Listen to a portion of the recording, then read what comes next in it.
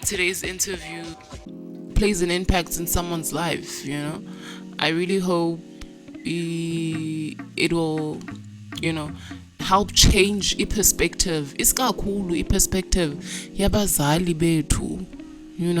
Abazali bethu have really gone out on a limb, not necessarily because benza ngabom, but because I feel like there's somewhat not enough understanding towards this particular career, and knowing and seeing that their kids are artistic at heart and at mind. Hopefully this will now tap into one's perspective, and maybe they would understand a bit more about the entertainment media or arts industry. So yeah, stick with us.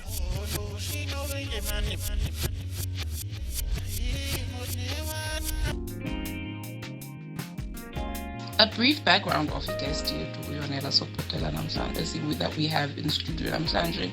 Yonela Sopotela is a contemporary self-taught visual artist born in the Eastern Cape in East London. She also has a background in psychology, an educational background in psychology, and she's worked with brands like Glam Magazine. Her work comprises of her work is inspired by the study of human behavior, the South African culture, and as well as women who have played a vital role in her life. And umsebenzi wakhe mostly sparks conversations around self-awareness. So yeah, welcome Sisi, and thank you for accepting the invite. Thank you so much for the opportunity. It's an honor to be a part of the show, which is a community that really recognizes young creative minds, and it's a pleasure, it's an honor. I think when I was in high school, it was very clear that I wanted to do something that was in design. I wanted to do fashion design or graphics design. But because these career choices were very uncommon, I think abazali become very protective, and then they give you options to say, how about you study this degree, and then if it doesn't work out, then maybe consider fashion or graphics later on in life. But it was never a first choice to do visual arts. It was never even a thought. So I did do visual arts as a subject in high school, but it never really was something that I wanted to venture into post-matric. Yes. And just to add on what Yonela just said, the expectations of our parents sometimes become really, really hard on us. Not to necessarily say they would kill us, but what doesn't kill you can only make you stronger. But yeah, I think they tend to weigh us down most of the time. So yeah. Yes. I think abazali, they are just being typical parents that want the best for you. And I think for me, as much as they knew that I was a creative child since I was young, even in primary school, I was into art and had a very supportive art teacher. And I think what happens is that and you are venturing into a career, parents are going to be very, protective. And I think my parents were very clear that they're not supportive of anything that they know for a fact that might not actually give me like a stable career. And because so I think for them, knowing that in the art it's going to take some time for a person to find their feet. So I went the traditional route of going to university, getting a degree that is nowhere near the visual arts, and I'm grateful for it. I can't say that I regret, because I think when you take a different route, kukui lessons in Apaya, and I think for me it was learning people, it was understanding the world and society at large. And I think that it later helped me in life, because today I'm able to get into that creative space with some form of understanding and basic knowledge of what society looks like and what kind of work do I want to communicate as an artist. That's great. So ndisakulomba oba Life in Jozi with the MDAs and Umdansani FM have started a project. They seek to build a hub and a refuge for these creative minds. How important would you say it is to give tools to these creatives and give them the right information to just maneuver this industry, particularly the media industry? So absolutely, it's imperative to give as much information to young people about the media, the creative space. I think I didn't really have many people that I could actually go to and say, okay, you're an artist, how is it working out for you? Today it's a bit different because we've developed in terms of accessibility. Social media has made things easier for us to communicate with whomever, nationally, globally. So I think what's important is actually give people the basic knowledge, the pros and cons of actually venturing in the media space, because kukho thina abantu abanolwazi, and other people that will, give young upcoming creatives that knowledge, so that we can be abantu abahlahla indlela kubo, because honestly, if there was someone when I was young, eager to be a fashion designer, and I had umntu ofana noladuma to be a mentor, to be an advisor, to be a guide, that would have been absolutely inspirational. But today, bakhona, it takes just a DM, it really takes it's really just that easy to actually reach out to someone and have that conversation with them. I remember back in 2018, I did illustration cover ka Glamour magazine for Usis Asanda Sizane, and at the time we were just communicating via Instagram and having a conversation, and she's a very, very beautiful woman, very inspiring as well. So what I'm trying to say is that it's important that we give people the direction and guidance as to how to move into such a space. So i-subject matter yakho focuses on sparking conversations on self-awareness. How important is it that one knows thyself, right?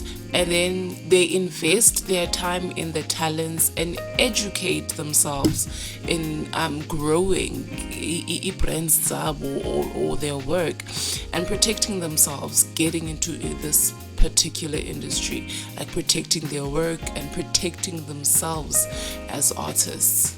I think that my work focuses on self-awareness because I've learned that ukuzazi is very important, because you are able then to channel that into a creative lens.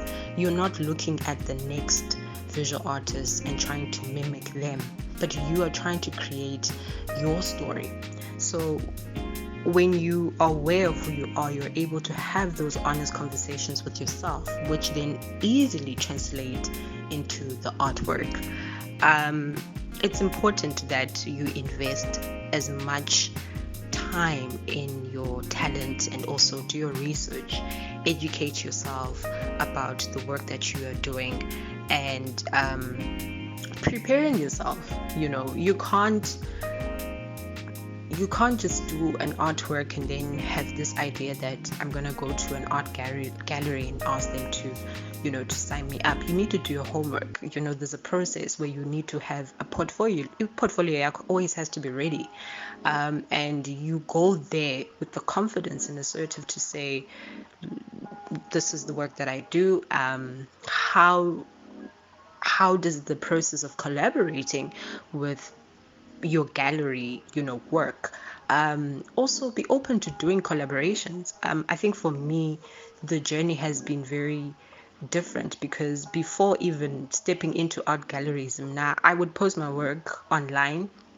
I even started off back in the day school. There was an app called Behance, and I used to just post things there, and I would get responses from people. But then it also then motivated me to do the work where I'll DM people, would you like us to collaborate? Even if it's just in the but having the right connections and the right people can take you places. So be open to doing the homework as much as possible. Of course. So, out of curiosity, Kizan, I am coming to this particular question that's been in my heart. Why psychology? And how does it contribute to your work? And how do you interpret your study of the psychosis or the human behavior into your art? So studying psychology was, I think it really wasn't something that I initially wanted to study. As I said earlier, that I wanted to do internet design, and I think when it came to choosing career choices, it came as an aftermath. I think it came after having to work in a private sector and then seeing the dynamics within the private sector, and seeing that mental health was one of the things that was very misunderstood.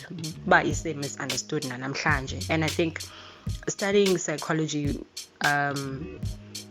really speaks to what I do, which is depicting human behavior in the artwork, and really telling a narrative in that sense. The work that I do usually depicts women that are in their leisure spaces, they're in their home, they're in their comfort.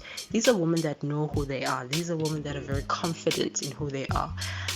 They could just be lying on the couch, they could be lying on the bed, but they really are women that are comfortable in their own body, because that's how this daughter sab. So I think when it came to studying psychology, it really then infiltrates into the work very clearly. Self-awareness is very important in today's society. Women are socially constructed to be always imbokod, very strong. Women are vulnerable, we soft here and there, and that's okay. So it also means that be gentle with us, really tender to us, we aren't always depicted to be these strong women all the time. Today, women are career women. They're not just sitting at home being housewives. So certain things have changed, and I think that normalizing that you're a young woman and you are in your own space and you're doing the things, it should be celebrated, and there's nothing wrong with that. So I think what I studied really does also come into my work very clearly, because these are women that are just in their space and they're like really just giving love to themselves, which really speaks a lot to how important self-care and self-love is in today's society. I think that because when you don't have that love for yourself, you find yourself dabbling with needs that have nothing to do with you. So yes, that's the work that I do, and I think it's been a journey, it's been a process. It hasn't been an easy one, but we're here and we here to stay.